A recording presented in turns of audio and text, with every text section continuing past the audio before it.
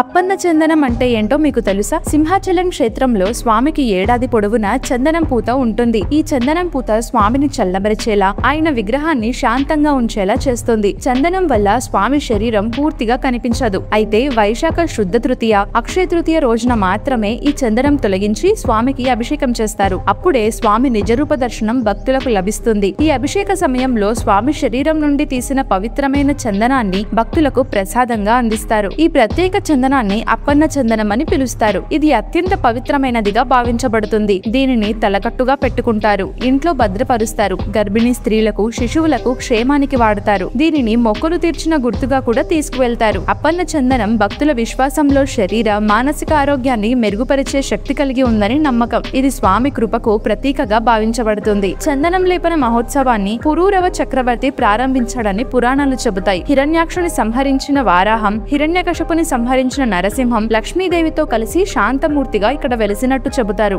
Video నచ్చితే like చేయడం మర్చిపోవద్దు. ఓం నమో నరసింహ స్వామియే నమః.